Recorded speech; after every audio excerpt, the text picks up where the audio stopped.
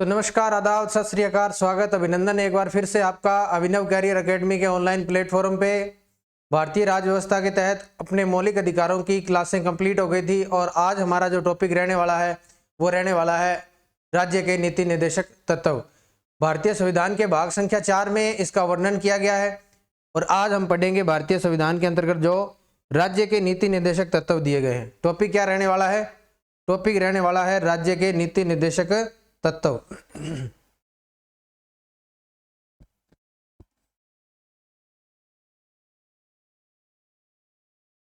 राज्य के नीति निर्देशक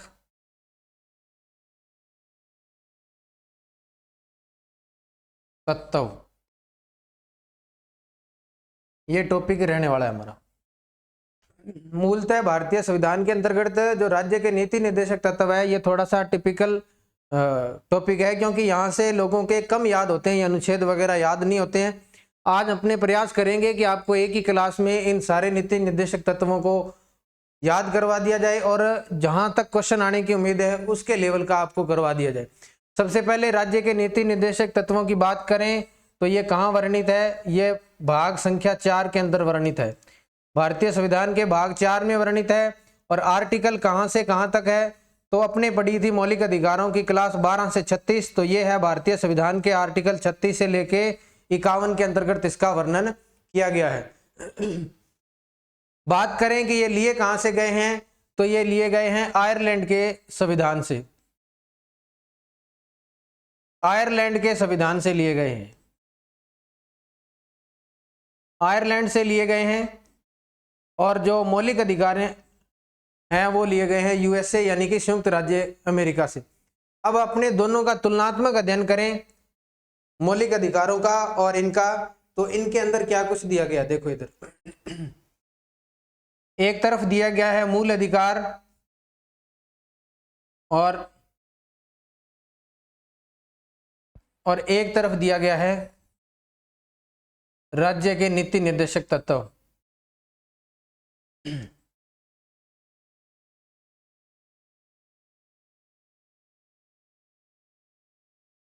दोनों के अंदर अंतर क्या है?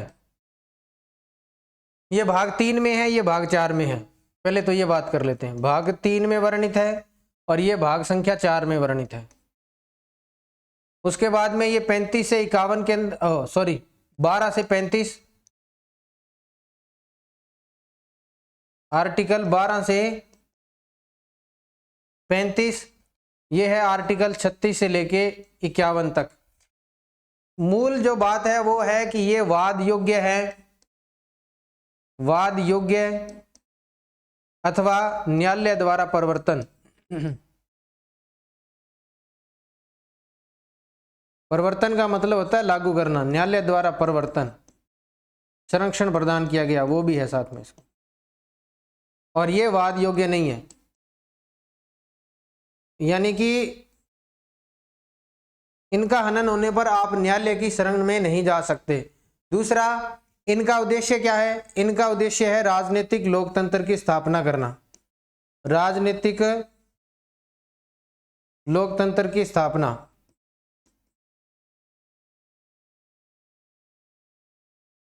और इसका उद्देश्य क्या है? इसका उद्देश्य सामाजिक व आर्थिक लोकतंत्र की सहायता, सामाजिक व आर्थिक लोकतंत्र की स्थापना।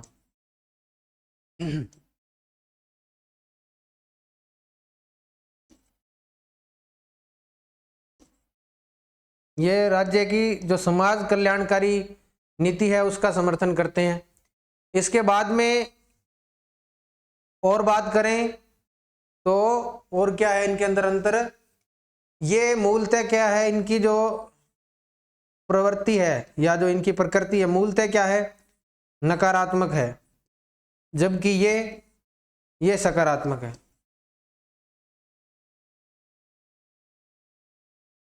ये क्या हो जाते हैं? ये भारतीय संविधान के अंतर्गत स्वतः लागू हो जाते हैं,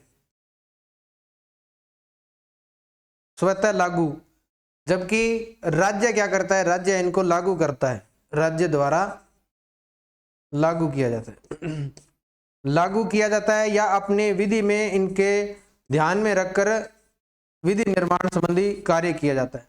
ये बातें हैं मूलतः जो इन दोनों को एक दूसरे से अलग करती है। लेकिन BN राव एक व्यक्ति हुए हैं भारतीय संविधान सभा के अंतर्गत जिनको संवैधानिक सलाहकार चुना गया था। उन्होंने ये कहा था कि भारतीय लोगों को दो प्रकार के अधिकार दिए गए हैं।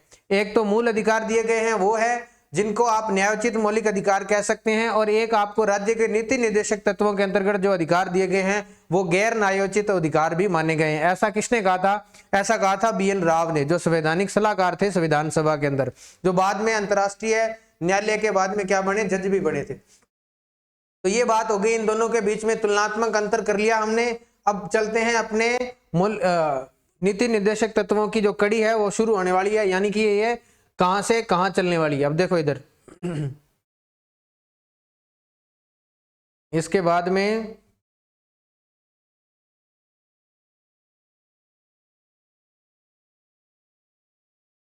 यहां बात करें अपने।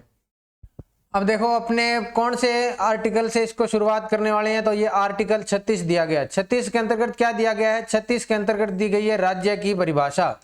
क्या दिया गया है? राज्य की परिभाषा। आप लोगों ने जब मौलिक अधिकार शुरू किए थे तो अभी आप लोगों ने पढ़ा था कि आर्टिकल 12 के अंतर्गत भी क्या दिया गया है?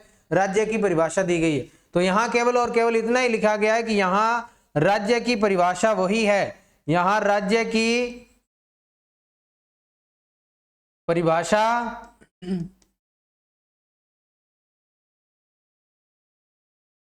वही है जो कहां दी गई है, जो भाग 3 के आर्टिकल कितने में दी गई है? आर्टिकल 12 में दी गई है।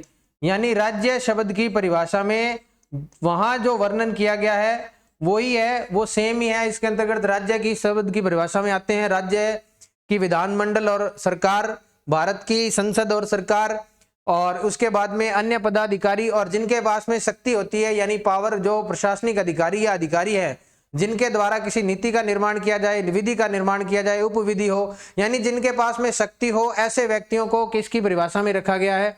राज्य की परिभाषा के अंतर्गत रखा गया। ये आर्टिकल 36, यहां से कोई क्वेश्चन बनने की संभावना नहीं है। फिर है आर्टिकल 37। 37 में क्या दिया गया है कि राज्य के नीति निर्देशक तत्वों में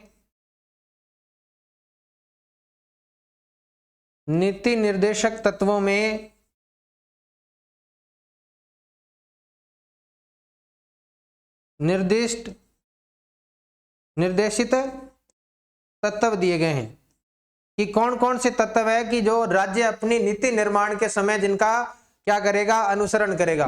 3 बातें दी गई है। कितनी बातें दी गई है? तो 3 बात दी गई है, 3 बातें हैं। पहली बात क्या दी गई है कि यह वाद योग्य नहीं है, वाद योग्य या न्यायोचित नहीं है,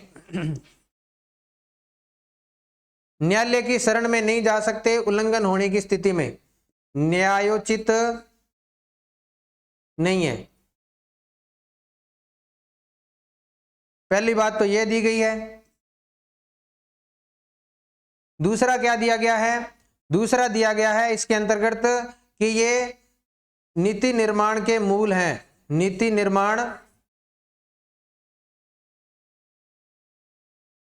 निर्माण में मूल हैं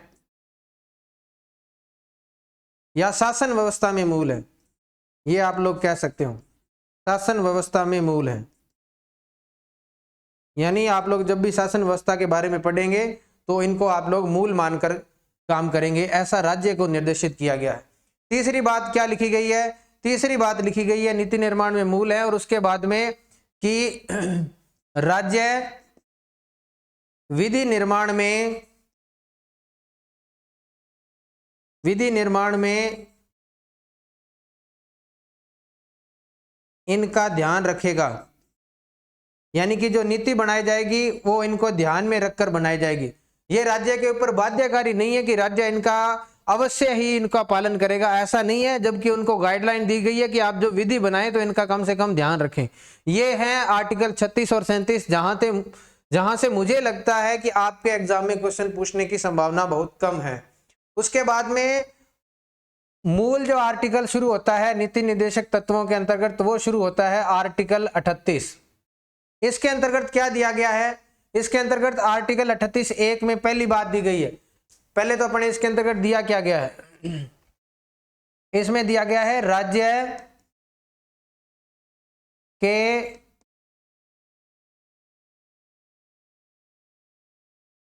कल्याणकारी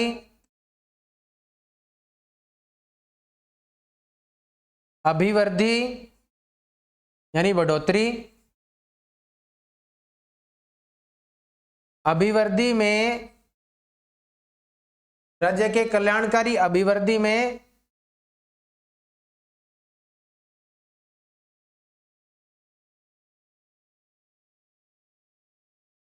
सामाजिक व्यवस्था,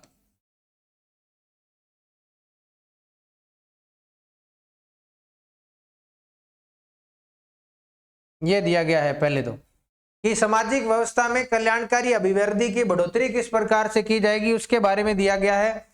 अब आर्टिकल 38(1) में दिया गया है 38(1), उसमें क्या दिया गया है कि राज्य क्या करेगा, राज्य संसाधनों का वितरण, किसका वितरण, संसाधनों का वितरण,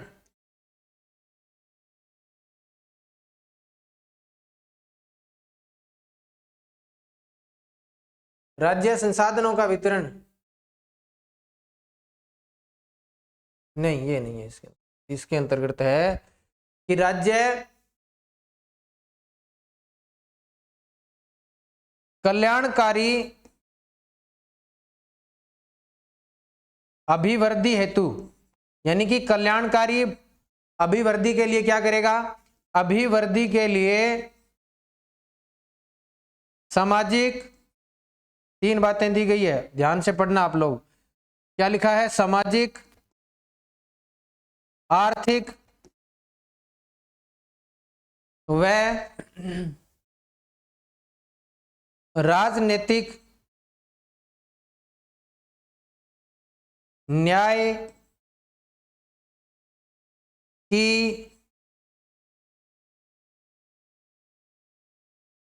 स्थापना ऐसे करेगा जिससे राष्ट्रीय जीवन की सभी संस्थाओं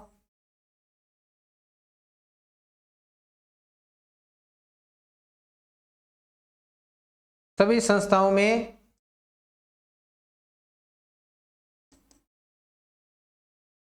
सामाजिक व्यवस्था में बढ़ोतरी हो, यह दिया गया है। मूल बात क्या है, बढ़ोतरी हो ऐसा प्रयास करेगा।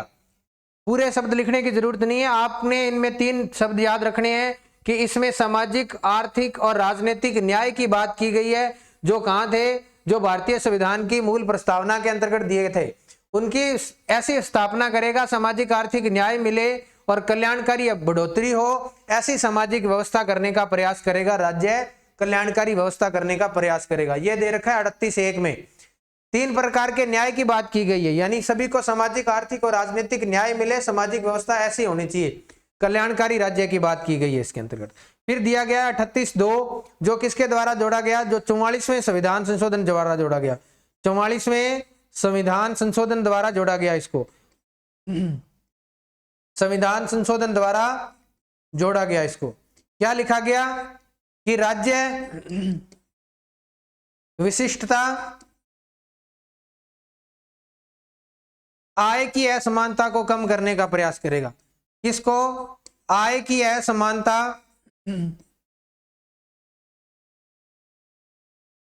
को कम या समाप्त करने का प्रयास करेगा, समाप्त करने का प्रयास करेगा। क्या करेगा, मूल बात क्या लिखी गई है, मूल बात लिखी गई है कि राज्य आय की असमानता को कम करने के लिए विशिष्ट, किसमें, विशिष्ट व्यक्तियों के बीच, विशिष्ट व्यक्तियों के बीच व्यवसाय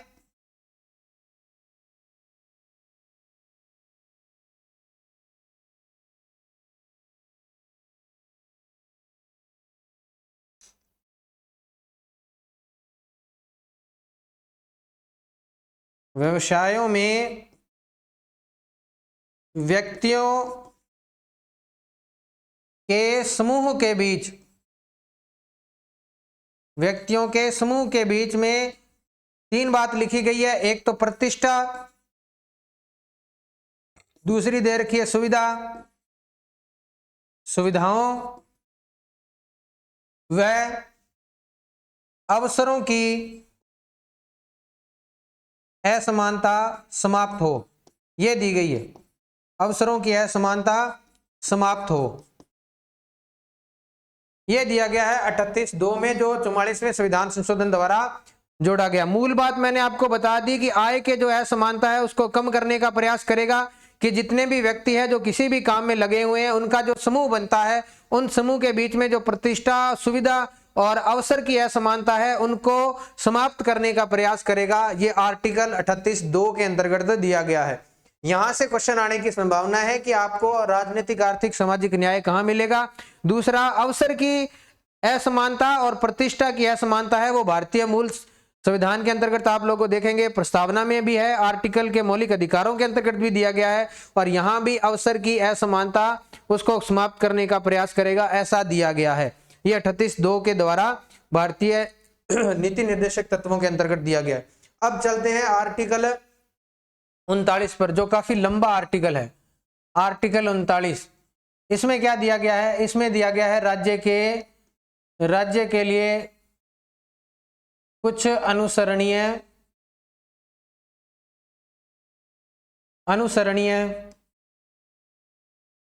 तत्व या बातें। क्या दी गई है? कई लंबी चौड़ी बातें दी गई है। पहली दी गई है 39(a) के तहत कि राज्य क्या करेगा? राज्य करेगा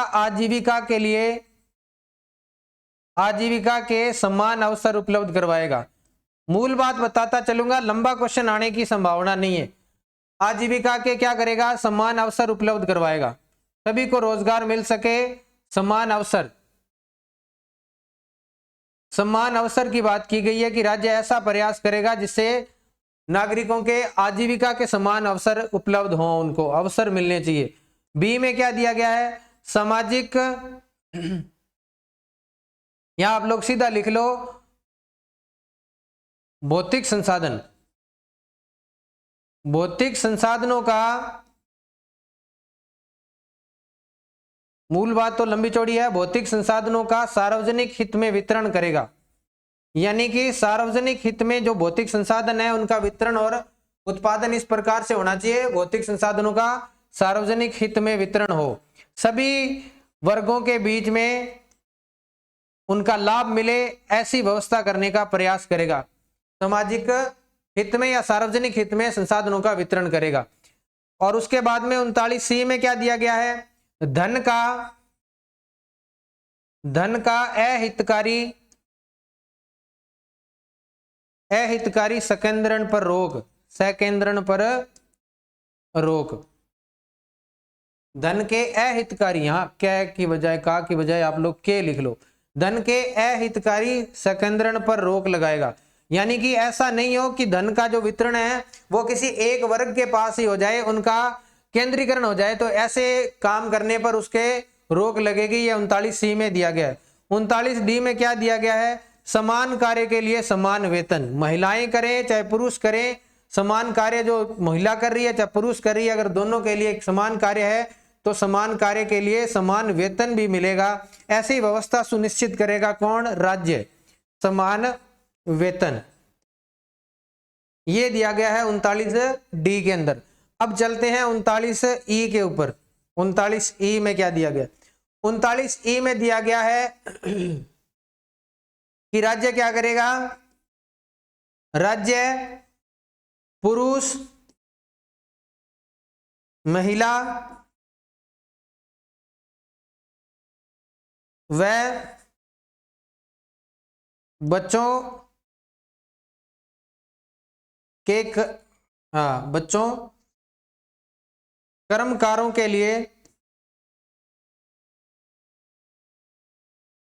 के स्वास्थ्य देखभाल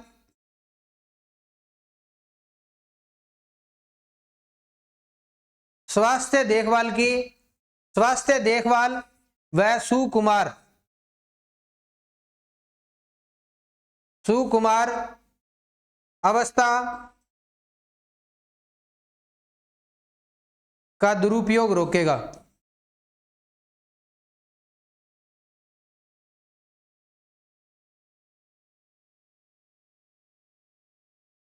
यानी कि जो बच्चे काम कर रहे हैं, ऐसा नहीं हो कि वो उनकी आयु व शक्ति के अनुसार वो काम कर ही नहीं पाए। आयु व शक्ति का ध्यान में रखकर, आयु व शक्ति के अनुसार उनको काम मिलना चाहिए, ऐसा होना चाहिए, ताकि बच्चों का जो सुकुमार अवस्था है उसका भी ध्यान रखा जाए। बच्चे जो काम कर रहे हैं क्या उनकी आयु के अनुकूल है या नहीं, उसका भी ध्यान रखा जाएगा। पुरुष व महिलाओं को उनकी स्वास्थ्य की देखभाल भी होगी, जो काम करने वाले हैं उनकी देखभाल का काम करेगा। ये राज्य का एक पर छोड़ा गया। अब आ गया 39F। इसके अंतर्गत क्या दिया गया है? बच्चों के लिए स्वतंत्र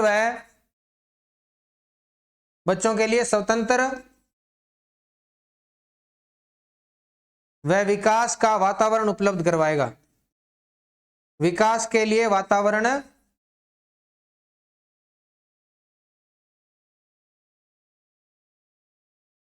उपलब्ध करवाएगा। वो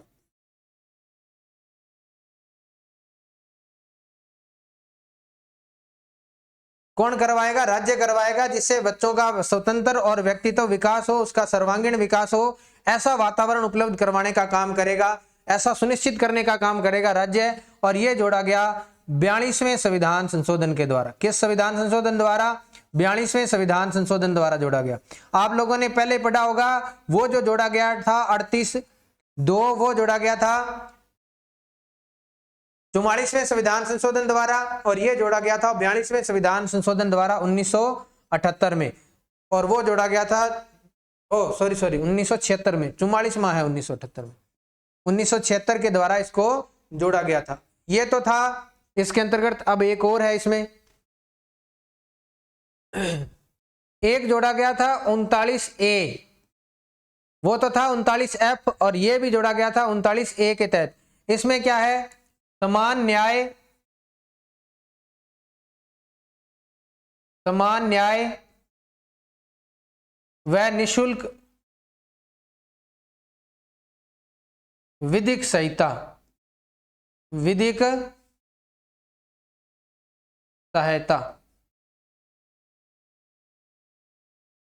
राज्य निशुल्क एवं समान न्याय की प्राप्ति के लिए क्या करेगा? निशुल्क विधिक सहायता, यानी विधि निर्माण, जो विधि के अंदर उसको सहायता प्रदान करे, ऐसी व्यवस्था करेगा। यानी कि जो गरीब लोग हैं, जो अपने केस की फीस भी नहीं दे सकते, तो उनको न्याय दिलवाने के लिए ऐसा काम करेगा। आप लोग जो लोक अदालतों का प्रावधान देखते हैं कि समय समय पर लोक अदालतें लगती है, गांवों के अंदर लोक अदालतों का आयोजन किया जाता है, वो इसी के तहत किया जाता है, ताकि सभी व्यक्तियों को फ्री के अंदर क्या मिल सके? न्याय की व्यवस्था की जा सके। ये इसके तहत किया जाता है। ये भी किसके द्वारा जोड़ा गया? ये भी जोड़ा गया 42वें संविधान संशोधन द्वारा। 42वें संविधान संशोधन द्वारा जोड़ा गया ये भी।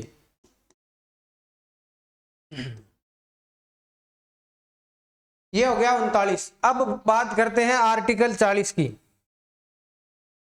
आर्टिकल 40 सिंपल सा है, ग्राम पंचायतों के संगठन के लिए है। इसमें क्या दी गई है? ग्राम पंचायतों का संगठन, यानी ग्राम पंचायतों का संगठन करेगा, उनका गठन करेगा, उनके प्रबंधन की व्यवस्था करेगा राज्य। इतना ही दिया गया है। उसके बाद में चलते हैं आर्टिकल 40 के बाद आर्टिकल 41। 41 में क्या दिया गया है? 41 में दिया गया है कि राज्य व्यक्तियों के लिए काम, शिक्षा व कुछ दशाओं में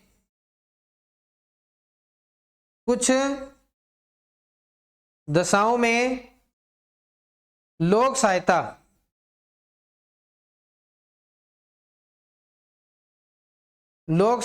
उपलब्ध करवाने का प्रयास करेगा।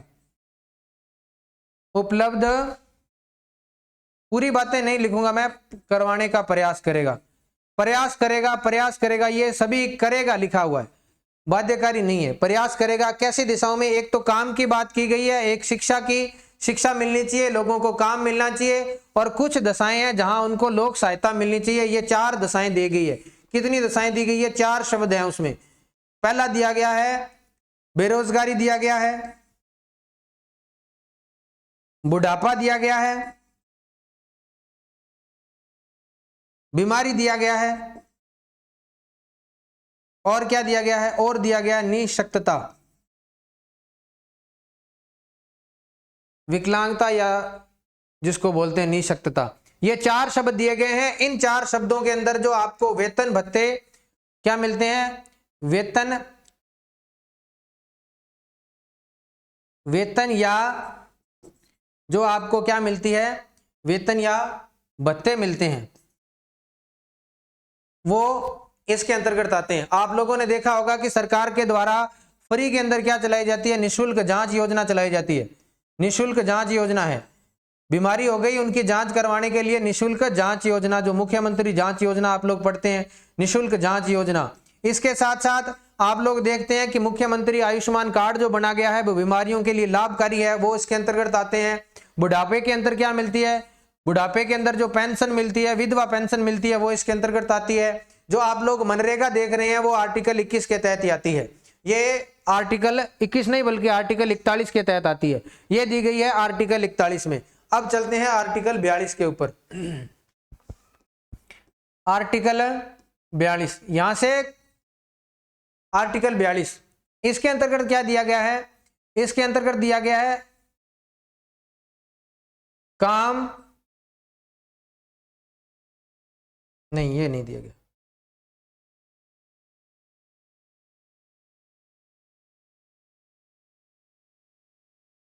आर्टिकल सॉरी,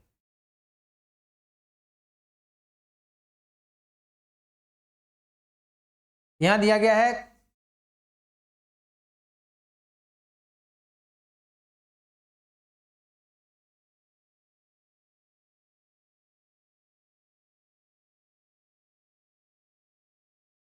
काम की मानवोचित, न्याय संगत,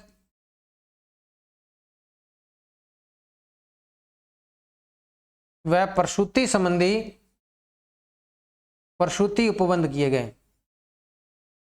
राज्य क्या करेगा कि जो काम मिल रहा है कर्मकारों को जो काम मिल रहा है, जो काम करने वाले कार्मिक हैं, उनको क्या किया गया है? कर्मकारों के लिए जो दशाएं हैं वो कैसी होनी चाहिए? मानवोचित होनी चाहिए, उनके लिए उचित होने चाहिए और न्याय संगत होनी चाहिए। साथ ही साथ जो आप लोग प्रसूति अवकाश देखते हैं, महिलाओं को जो मिलता है कि कर्मकार जो करते हैं, काम करते हैं, मजदूर वर्ग हैं, उनको जो प्रसूति अवकाश मिलता है काम पर, आप लोग महिलाओं को देखते हैं कि जो जब उनकी डिलीवरी होने वाली है तो उनको एक मातृत्व अवकाश मिलता है, वो इसी आर्टिकल के तहत आता है।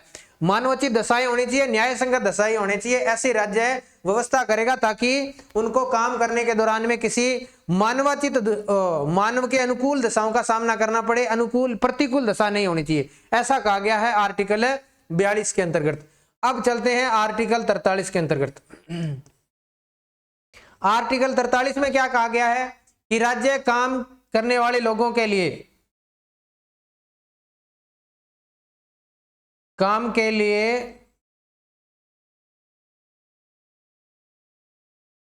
कर्मकारों को क्या करेगा?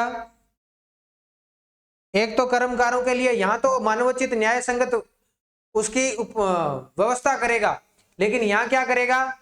निर्वाह मजदूरी मिलनी चाहिए उनको, निर्वाह मजदूरी यानी न्यूनतम मजदूरी मिलनी चाहिए, निर्वाह मजदूरी मिलनी चाहिए। शिष्ट जीवन स्तर हो, उनका जीवन स्तर कैसा हो? शिष्ट हो, शिष्ट जीवन स्तर व प्रबंधन की व्यवस्था करेगा, प्रबंधन की व्यवस्था या प्रबंधन के अधिकार की व्यवस्था करेगा। यानी कि जो काम करने वाले हैं उनको मजदूरी मिलनी चाहिए, साथ ही साथ उनका जीवन स्तर शिष्ट होना चाहिए, साथ ही साथ उनके जो काम करने वाले हैं उनके प्रबंधन की व्यवस्था भी करेगा, ऐसा दिया गया है आर्टिकल 43 के अंतर्गत। अब उसके बाद में क्या हुआ कि आर्टिकल 43 में जो आप लोग देखते हैं उद्योग धंधे, तो उन उद्योगों में श्रमिकों की भागीदारी सुनिश्चित करने के लिए श्रमिकों की प्रबंधन में भागीदारी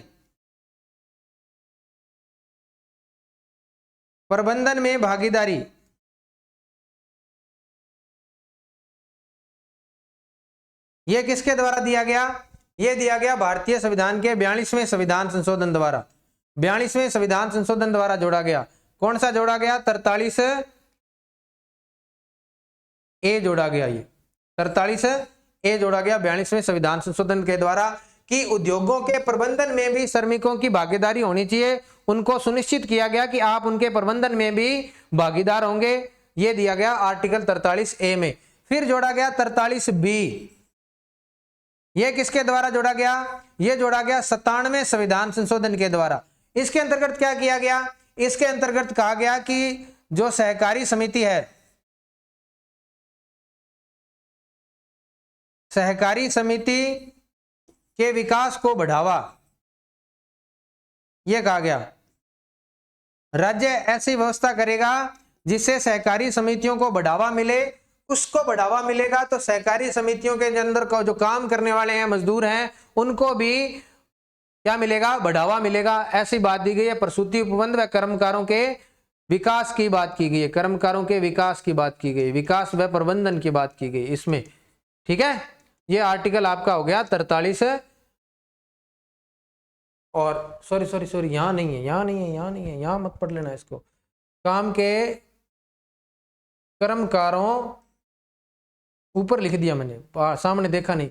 कर्मकारों का निर्वाह मजदूरी मिलनी चाहिए, प्रबंधन की होनी चाहिए और उनका विकास होना चाहिए। प्रबंधन व विकास की व्यवस्था सुनिश्चित करने का काम करेगा। ये राज्य के ऊपर छोड़ दिया गया। ये 97वें संविधान संशोधन के द्वारा जोड़ दिया गया। ये हो गया हमारा आर्टिकल 42 और आर्टिकल 43। अब चलते हैं आर्टिकल 44। बिल्कुल छोटा सा लेकिन विवादित, सबसे ज्यादा विवादित है तो वो आर्टिकल 44 है। इसमें कहा गया सम्मान नागरिक संहिता। क्या कहा गया है? सम्मान नागरिक संहिता। यूनिफॉर्म कोड जो कहा गया, सम्मान नागरिक संहिता, यानी सभी व्यक्तियों के लिए समान नागरिक संहिता लागू होगी। वर्तमान में यह सबसे ज्यादा विवादित है। जो शाह बानो वाला प्रकरण देखते हैं आप लोग, वो इसके अंतर्गत दिया गया है। सायरा बानो वाला है, वो भी इसके अंतर्गत दिया गया है। जो 3 तलाक, वो इसके अंतर्गत आते हैं कि सभी वर्गों के अंदर एक जैसा नियम या कायदा कानून होना चाहिए, चाहे वो मुस्लिम है, चाहे वो जैन है, सभी के लिए एक जैसी उत्तराधिकारी और जो उनके धार्मिक मामलों में विवाह संबंधी उत्तराधिकारी संबंधी जो आप लोग देखते हैं कि अंतर पाया जाता है, उनको कम करने का प्रयास किया गया। गोवा में अब तक ऐसी व्यवस्था लागू की गई है, सम्मान नागरिक संहिता, बाकी भारत में कहीं भी लागू नहीं है। अब चलते हैं आर्टिकल 45 के ऊपर। आर्टिकल 45 में क्या दी गई है कि राज्य प्रारंभिक शिक्षा व स्वास्थ्य देखभाल के बारे में बताया गया। इसको प्रारंभिक शिक्षा व स्वास्थ्य देखभाल, शुरुआत के अंतर्गत इसको 0 से 14 वर्ष माना गया था, लेकिन उसके बाद में इसमें संशोधन किया गया 86वें संविधान संशोधन के द्वारा, और उसके बाद में इसके अंतर्गत कर दी गई 0 से 6 वर्ष के बालकों के लिए। 6 वर्ष के बालकों के लिए जो प्रारंभिक एवं निःशुल्क स्वास्थ्य देखभाल आप लोग पढ़ते हैं, वो इसके अंतर्गत आता है। आप लोग आंगनवाड़ी जो केंद्र देख रहे हैं, वो आर्टिकल 45 के तहत आता है। उसके बाद में चलते हैं आर्टिकल 46 के ऊपर। 45 के बाद में आर्टिकल 46। 45 के बाद में 46 में क्या दिया गया है कि जो समाज के दुर्बल वर्ग हैं, कौन से दुर्बल वर्ग, जिसमें क्या दिया गया है? अनुसूचित जाति, अनुसूचित, सीधा लिख देता हूं, SC, SC/ST के लिए क्या करेगा? SC/ST के लिए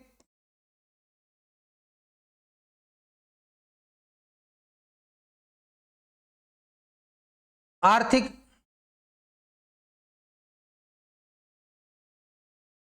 अभिवृद्धि का प्रयास करेगा, यानी कि वो समाज की मुख्य धारा में शामिल हो जाए, उनका किसी भी प्रकार का क्या ना हो, शोषण पर रोक लगे, उनका सामाजिक व आर्थिक शोषण पर रोक के लिए प्रयास करेगा, रोक के प्रयास करेगा। ऐसा कहाँ दिया गया है? उनके उत्थान के लिए, जो सामाजिक रूप से पिछड़े हैं उनके लिए आर्थिक अभिवृद्धि का प्रयास करेगा, और जो शोषण हो रहा है उनके ऊपर रोक लगाने का काम करेगा। यह आर्टिकल 46 के अंतर्गत दिया गया है।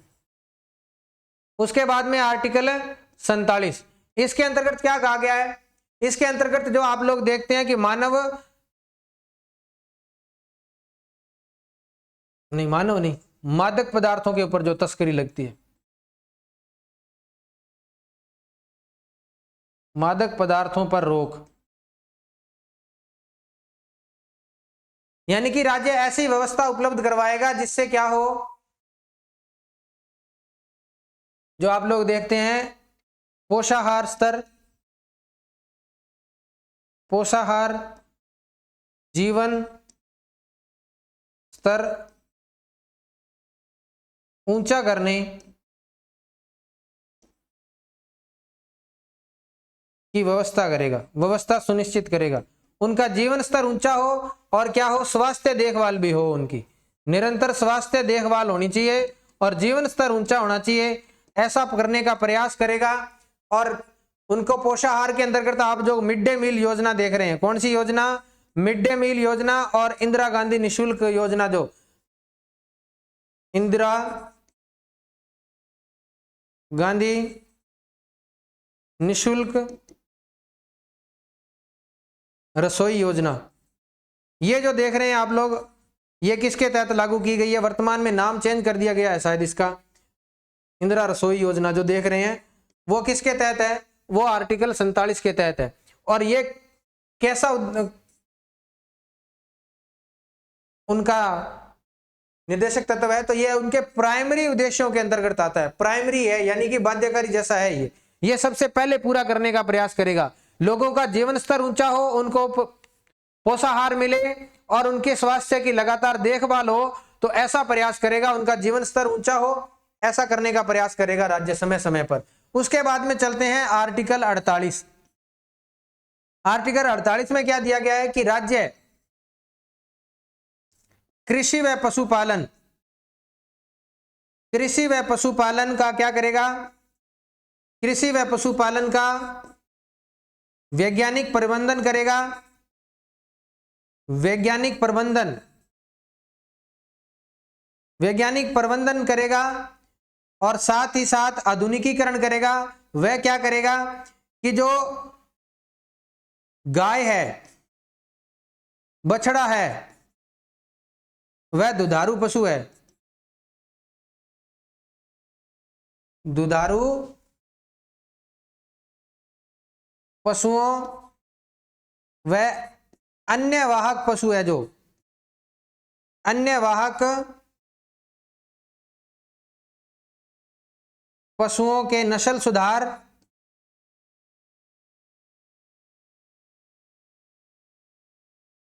व वध पर रोक लगाएगा।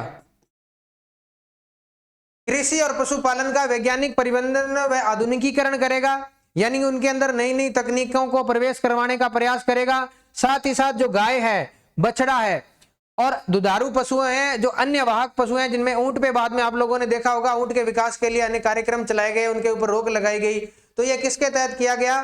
इसके तहत किया गया आर्टिकल 48 के तहत। उनके नस्ल में जो आप लोग सुधार देखते हैं, गो हत्या वध पर जो पाबंदी लगाई गई है, वो किसके आर्टिकल के तहत लगाई गई है? वो आर्टिकल 48 के तहत लगाई गई है। उसके बाद में चलते हैं अपने आर्टिकल 48 के, उसके बाद में चलते हैं आर्टिकल 48 ए के तहत।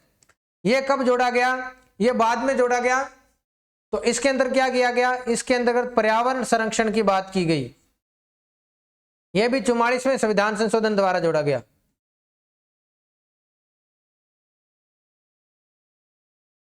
चौवालीसवें संविधान संशोधन द्वारा पर्यावरण संरक्षण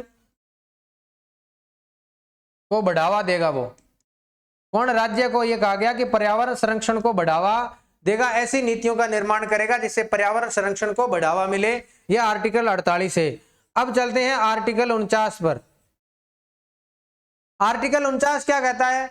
आर्टिकल 49 कहता है कि राज्य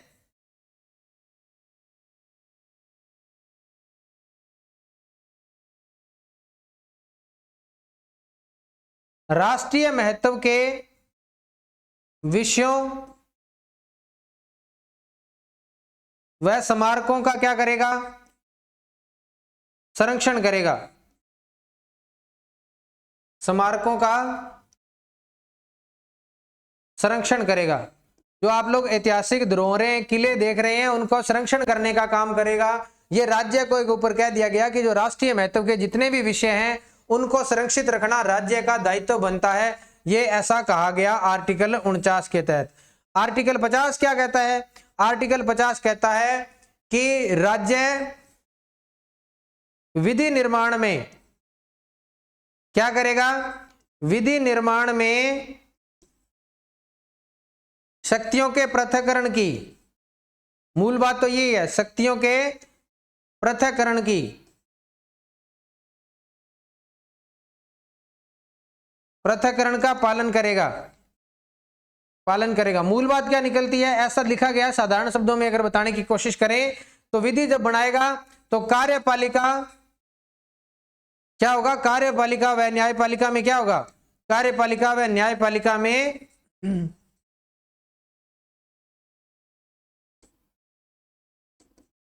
विभाजन होगा। किसके आधार पर? शक्ति विभाजन, यानी उनके बीच में जो मूल ढांचा बना हुआ है शक्ति विभाजन का, सरकार की कार्यपालिका और न्यायपालिका के बीच में जो समन्वय स्थापित किया गया भारतीय संविधान के अंतर्गत, वो समन्वय बना रहना चाहिए। उनके बीच में शक्ति विभाजन होना चाहिए। ऐसा नहीं कि न्यायपालिका और कार्यपालिका के बीच में कोई समन्वय जो स्थापित हुआ वो टूट जाए। तो ये कहा गया आर्टिकल 50 के तहत। अब चलते हैं आर्टिकल 51 के ऊपर। लास्ट आर्टिकल है आर्टिकल 51। इसमें क्या करेगा? अंतरराष्ट्रीय शांति एवं सुरक्षा को बढ़ावा देगा।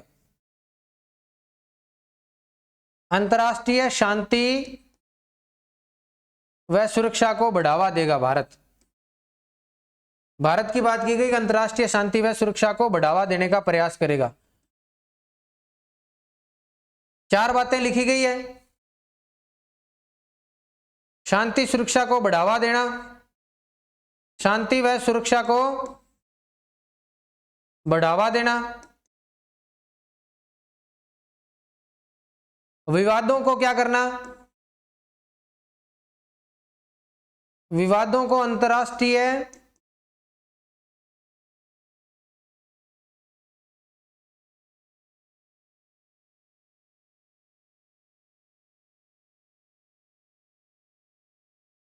अंतरराष्ट्रीय मध्यस्थता में सुलझाना,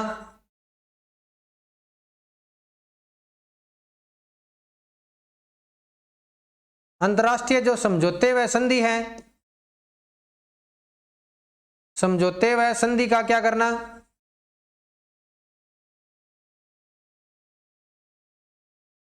आदर करना। ऐसी 4 बातें इसके अंतर्गत दी गई है, आर्टिकल 51 के तहत दी गई है। ये अपने पढ़ लिया था।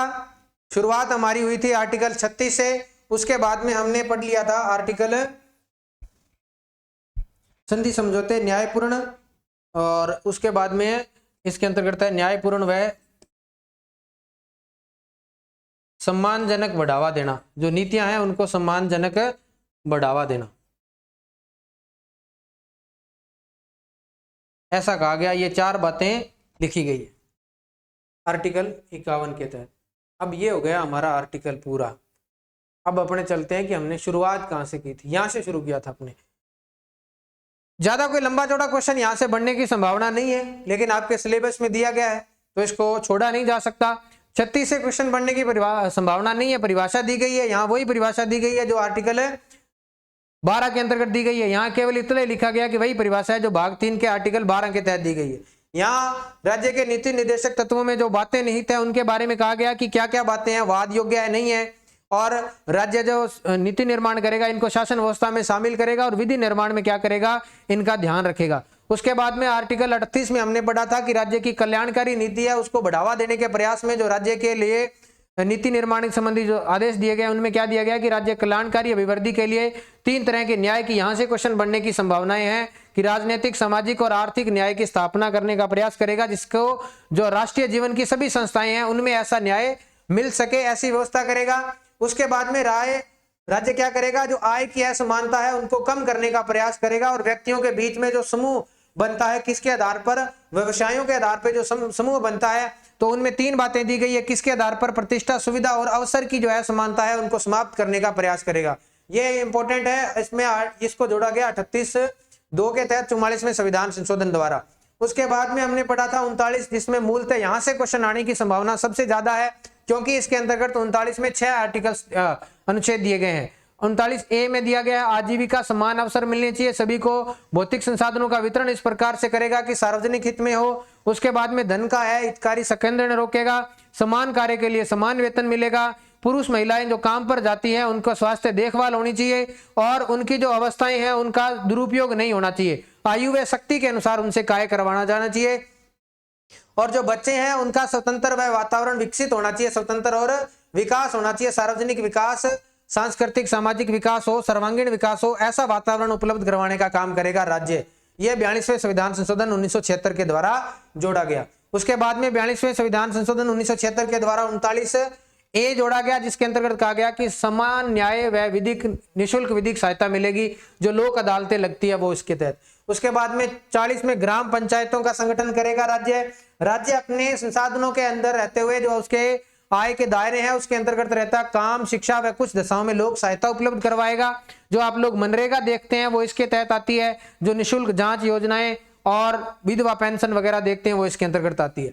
42 में कहा गया था कि आप लोग प्रसूति के अंदर जो महिलाओं को अवकाश मिलता है, क्या मिलता है, प्रसूति अवकाश मिलता है, वो किसके अंतर्गत आएगा, प्रसूति अवकाश, वो इसके अंतर्गत आएगा। अवकाश के उपबंध करेगा, न्याय संगत व्यवस्थाएं उपलब्ध करवाएगा। उसके बाद में काम के लिए जो कर्मकारों को मजदूरी मिलती है वो मिलेगी, साथ ही साथ उनको जीवन स्तर वो शिष्ट बना रहे और उनके विकास व प्रबंधन की व्यवस्था सुनिश्चित करेगा राज्य।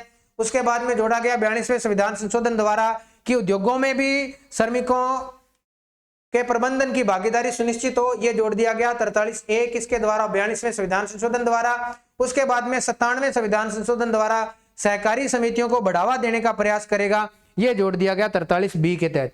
उसके बाद में 44 पढ़ा था हमने, समान नागरिक संहिता, शाह बानो सायरा बानो वाला केस विवादित चर्चित।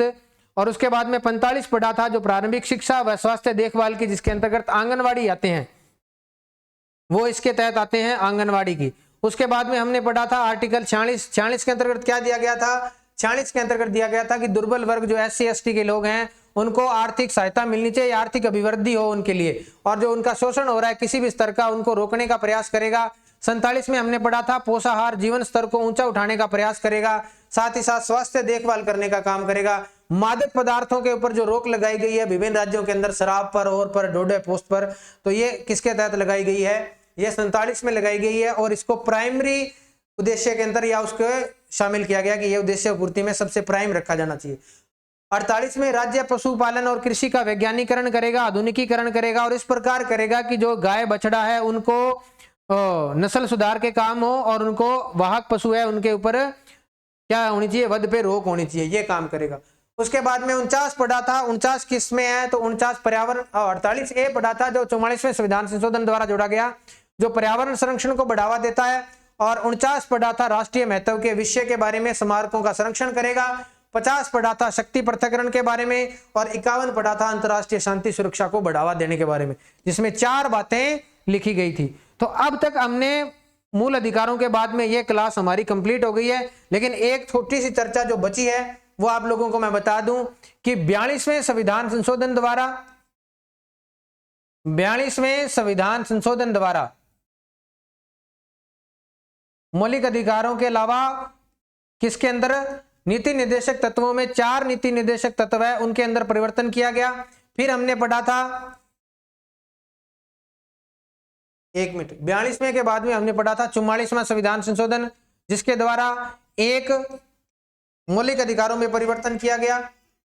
उसके बाद में हमने पढ़ा था आर्टिकल 45 नहीं 86वां संविधान संशोधन, और उसके बाद में पढ़ा था हमने 97वां संविधान संशोधन। तो आप लोग जो आर्टिकल के तहत पढ़ते हैं कि संविधान संशोधन 42वें संविधान संशोधन के द्वारा कौन कौन से जोड़े गए, हमने पीछे चर्चा की थी। देखो इधर सबसे पहला जोड़ा गया था 39 का एफ, उसके बाद में कौन सा जोड़ा गया, इसके द्वारा तो एक ही जोड़ा गया था, वो जोड़ा गया था 38 का 2 नंबर। 86वें संविधान संशोधन द्वारा क्या गया था, 45 में संशोधन किया गया था, और इसके तहत ही एक और 86वां संविधान संशोधन इसके द्वारा भी किया गया था। 45 में जोड़ा गया था और इसमें जोड़ा गया था कौन सा, 48 में नहीं, 48 में नहीं था, ये था 43 में। आर्टिकल 43 का जो बी जोड़ा गया था वो इसके तहत जोड़ा गया था, और इसमें जोड़ा गया था 44 39 के बाद में 39 का ए भी जोड़ा गया था।